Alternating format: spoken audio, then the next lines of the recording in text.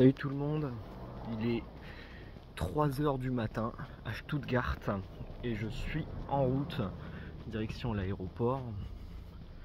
Je fais le débrief maintenant parce que je sais que j'avais pas le temps à aller à l'hôtel, il fallait que je dorme. Du coup il me reste à peu près une petite demi-heure de marche avant d'atteindre l'aéroport de Stuttgart. Alors petit débrief du match d'avant, Stuttgart-Dortmund. Bah écoute, au moins j'ai pas manqué de but, hein. 5-1 pour Stuttgart. J'étais en parkage de Dortmund, l'ambiance était un peu moyenne on va dire, forcément. Du coup magnifique résultat pour Stuttgart, et vraiment c'est une équipe qui fait peur, vraiment qui fait peur. L'avant-dernier but, c'est une folie, hein. Il passe toute la défense comme si c'était comme s'il jouait en U11, c'est terrifiant. Et du coup, désolé si la qualité d'image n'est pas exceptionnelle, mais là j'ai pas vraiment le choix. Alors du coup satisfait de ce match, et du coup là je suis direction l'aéroport pour le 3e et dernier match de cette triplette à l'extérieur contre Pau. On va affronter Pau, et du coup là je vais prendre un avion direction Toulouse avant de prendre un avion direction Amsterdam, puis un avion direction Toulouse avant de prendre le TER direction Pau. Je vous retrouve dans les transports. A plus.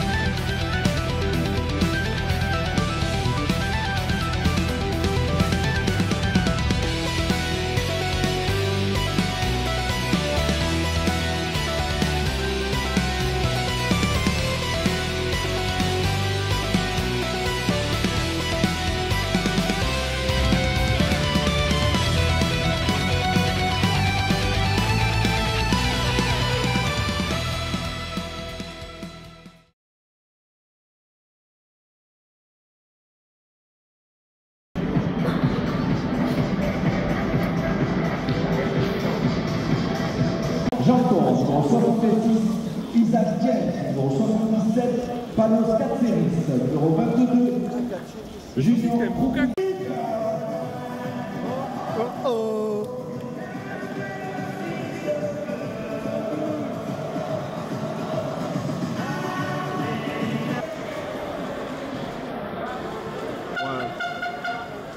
Il n'y a aucune ambiance à aller.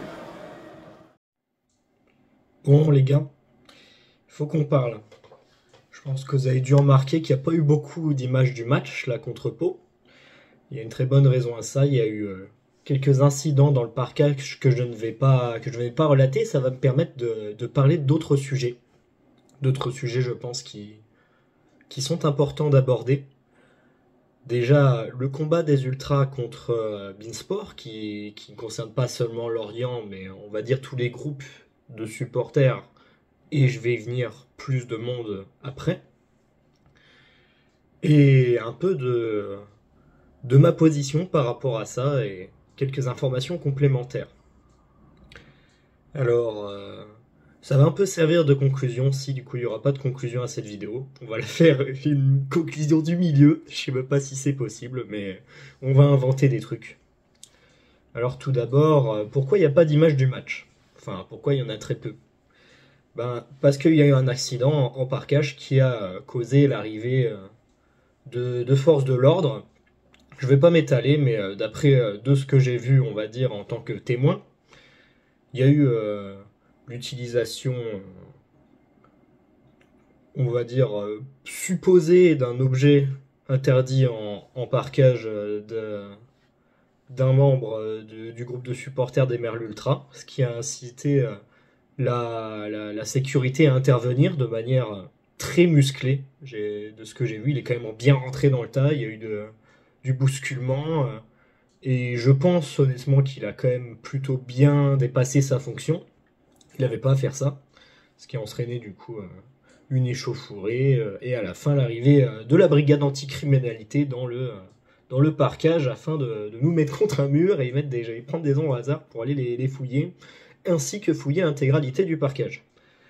Alors ça me permet d'embrayer un peu sur pourquoi est-ce que j'ai pas mis d'autres images. Déjà, c'est parce que je voulais kiffer. Ça faisait longtemps que j'avais pas vraiment été dans un parkage avec beaucoup de gens que je connais, avec les ultras et tout. Du coup, je voulais profiter, je voulais me mettre avec le COP pour au moins la première mi-temps. C'est ce que j'ai fait à Metz, pour pouvoir profiter, faire des chants, des animations, et filmer potentiellement pendant la deuxième et prendre plus d'images en me mettant en retrait, afin de ne pas filmer les ultras qui ont une politique stricte de non-image, ou en tout cas flouter à minima les images qui sortiront, en rapport avec exactement la même chose, se faire repérer sur les réseaux sociaux.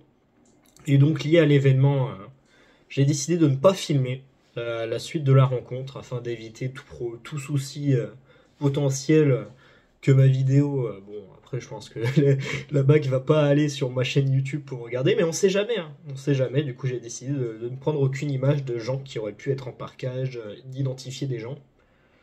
Et pourquoi je fais ça? Parce que je vais pouvoir embrayer sur pourquoi est-ce que les ultras font la grève un peu partout en France, même si c'est descendu, la fronde est toujours là. C'est le cas des matchs en semaine avec Beansport. Du coup, pour expliquer la situation à ceux qui regardent pas trop la Ligue 2, Beansport, on va dire, a un peu chamboulé le calendrier qui avait été annoncé en avant-saison. En avant-saison, on avait un calendrier qui était... si je le retrouve, je vous l'afficherai quelque part, où on avait du coup l'intégralité des matchs le week-end, avec un multiplex le samedi soir et un match le dimanche, suppression du match le lundi, pas de match le vendredi. Et c'est quelque chose qui a arrangé vraiment beaucoup les ultras, et pas que, tous les supporters, et je vais y venir. Et Bean est arrivé et a un peu cassé tout ça. Et je vais beaucoup taper sur Bean, mais la LFP est responsable aussi. Les présidents des clubs qui ont laissé ça passer sont responsables aussi. Ils ont beau faire leur message, mais en attendant, c'est eux qui encaissent le chèque. Et du coup, on s'est retrouvé avec un multiplex le vendredi soir, un match le lundi soir, et un match en semaine qui a été rattrapé à 2 matchs en semaine. Enfin, pardon, un match seulement le week-end, sur toute la journée de 8 matchs. Alors moi, ma position, elle est claire. Je suis absolument révolté par ça. Et je vais un peu expliquer pourquoi. On va prendre mon exemple, parce que c'est ce à quoi je suis le plus habitué, c'est ce à quoi je suis le plus qualifié pour parler. Avant, du coup, d'être salarié, parce que je suis actuellement salarié dans une entreprise lorientaise, j'étais étudiant à Lannion. Et forcément, ceux qui sont étudiants, et je n'en doute pas, il y en a beaucoup, et ben, sache qu'on a un calendrier très strict, enfin un agenda très strict, on finit à 18h le vendredi, et c'est pas facile quand tu habites à Lannion, Brest ou Rennes d'aller voir les matchs le vendredi soir. Si le calendrier actuel de la Ligue 2 avait eu lieu une année plus tôt, et que j'étais encore en études, je n'aurais pas pu aller voir la majorité des matchs de l'UFC Lorient, ne serait-ce qu'à domicile. une fois cela dit bien clair, on va encore parler d'autres choses dans mon parcours. Un autre exemple. Pendant l'été, je crois, 2021, j'ai travaillé à un des sponsors, notamment du FC Lorient, la Cité Marine, qui est une usine dans l'agroalimentaire. Et j'y ai rencontré plein de gens qui étaient vraiment passionnés comme moi de ce club de foot. Et faut savoir que dans les usines agroalimentaires et même que dans la majorité des usines et dans beaucoup d'autres travails, eh ben, un des régimes c'est le 3x8, c'est-à-dire dans mon cas par exemple 13h, 21h, 21h c'est pendant la nuit et de à peu près 5h jusqu'à midi 13h. C'est des gros shifts.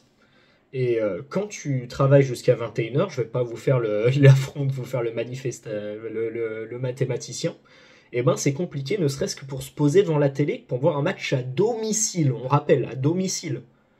Il y a aussi le problème du fait que les gens ont payé leur abonnement avec les horaires qui avaient été annoncés par le passé, et du coup tous ces gens qui sont encore là-bas, qui travaillent dans plein d'autres entreprises, lorientaises ou ailleurs, parce que ça ne touche pas que Lorient bien évidemment, et ben, ils se retrouvent privés de leur passion, de leur week-end, du truc qui les ferait sortir un peu de la monotonie de la semaine, parce que je vais pas vous faire un dessin, le travail en usine c'est compliqué, il y a tout le monde qui vous le dit, c'est physique, c'est mentalement compliqué à charge, et du coup si tu peux même pas aller voir ton match de foot le week-end, que tu sors du truc, et déjà c'est dans 2 semaines le prochain match à domicile, et t'es même pas sûr de pouvoir aller le voir. Vraiment, ça me fout de la peine, parce que... Moi, j'ai eu de la chance actuellement. Je suis salarié, je peux poser des jours quand je veux. On va dire ce calendrier ne m'affecte pas tant que ça, moi. Mais t'as des gens, ils ont pas envie de poser des jours de congé, ou même moi, pour pouvoir voir des matchs à domicile. Je sais pas si on se rend compte de la dinguerie. Là, j'ai même pas parlé des matchs à l'extérieur. Hein. Parce que les matchs le lundi, je vais pas vous faire un dessin. Quand tu pars de Lorient et que tu dois aller, ne serait-ce que, je sais pas moi, même à, je sais pas, à Laval, que si le match est à 20h, tu pars, déjà c'est 3 heures de route. Faut que ton travail te permette de partir, et ensuite ça te fera rentrer genre à, je sais pas, 3 heures du matin, et après si tu taffes le mardi, c'est mort. Ces mecs-là, en fait, ils sont pas dans la peau des gens qui suivent le football. Le football est un sport populaire. Quand j'entends des Vincent Labrune parler sport premium, j'ai envie d'aller lui mettre un parpaing, vraiment.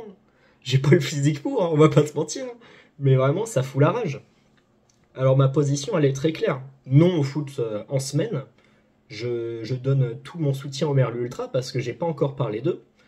Mais eux, c'est encore plus critique.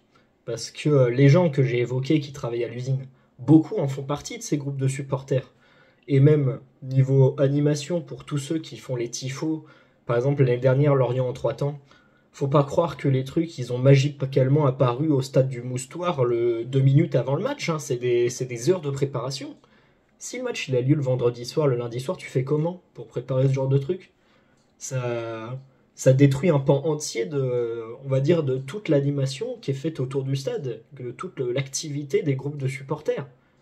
Et vraiment, moi, ce qui me rend triste, qui me désole, c'est de voir d'autres groupes de supporters, je vais pas les citer, mais vraiment, ou même d'autres gens du stade, ne pas comprendre ça, ne pas comprendre les revendications, ne pas comprendre que oui, ça fait chier d'interrompre un match 15 minutes ou alors de foutre un laser sur une caméra, mais ça fait tellement plus chier de détruire l'expérience au stade de ces milliers de personnes, parce que là, on parle de milliers de personnes.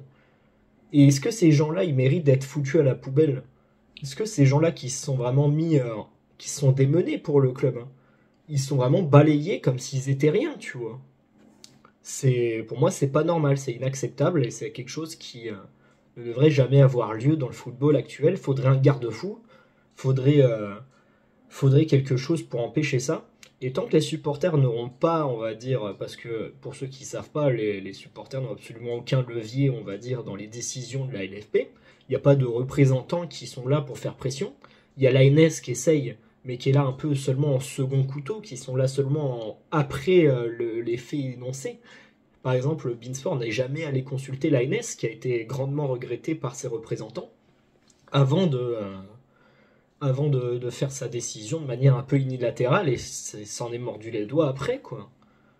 Du coup, tant que les supporters n'auront aucun levier d'action, on va dire, parlementaire pour faire évoluer les choses, faut pas s'étonner qu'il y ait de l'effronde après. Faut pas s'étonner qu'il y ait des gens qui balancent des balles de tennis, qui utilisent des lasers, qui parachutent des fumigènes, comme à Caen d'ailleurs. Masterclass, les gars.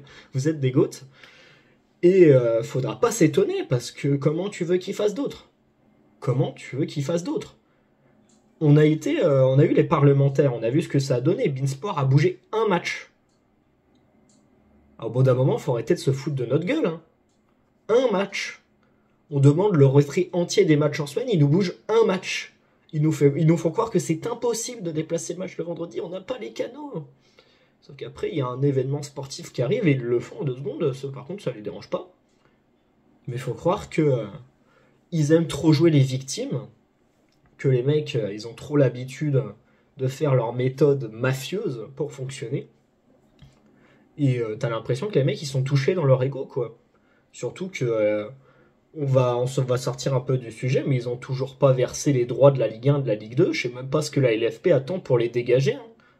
Les mecs, ils sont là en parasite, ils diffusent, ils ont même pas le droit. Bon. En attendant que ça se décante et que ça évolue, on va parler d'autre chose, notamment du déplacement que j'ai eu à Caen, parce que oui, au fait, cette vidéo est tournée après le déplacement à Caen. Et on va dire, je suis même une bonne semaine après le déplacement à Caen. Je vous tourne ça sans doute la veille de la sortie de la vidéo. Et déjà, il n'y aura pas de vlog sur le déplacement à Caen, j'étais avec ma famille et j'ai pas filmé. Mais je peux vous promettre qu'il y aura un vlog pour le déplacement à Rodez d'ici 2 semaines, il me semble, 2 semaines à peu près tout pile. Et du coup, ça va être sympa. Du coup, en attendant, je vous souhaite tous de passer des bons moments de foot. Et je vous laisse vivre un peu mon retour à Lorient, qui, vous allez voir, ne s'est pas déroulé exactement comme j'avais prévu. Allez, sur ce, salut à tous. Et on se retrouve pour le prochain vlog, parce que je vais vous dire ça maintenant, vu que je fais la conclusion au milieu de la vidéo. Et oui, écoute. Allez, à plus tout le monde.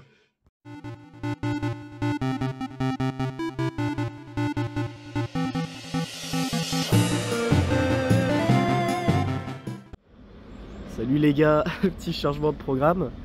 J'étais dans le train et du coup il a pris 1 heure de retard à la gare de Pau.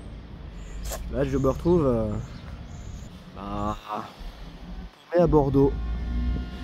Et le train qu'ils m'ont donné en remplacement, il est à 15 h, il est 10 h. Du coup j'ai 5 heures à faire à Bordeaux, je sais pas quoi faire, on verra.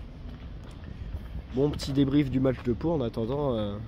Je suis désolé de ne pas avoir trop pu filmer, mais pour ceux qui étaient en parkage, ils comprendront pourquoi. J'ai pas envie de mettre des gens dans la merde pour aucune raison. Alors, pas trop d'images cette fois-ci. Du coup, va falloir se contenter des 2 derniers épisodes. Désolé les gars. C'était pas censé être comme ça, mais bon. Liberté pour les ultras. Le foot, c'est le week-end et ça prend la priorité surtout. Allez, sur ce, je vous laisse. J'ai une ville à visiter. J'ai jamais trop fait Bordeaux, du coup, c'est l'occasion. A plus.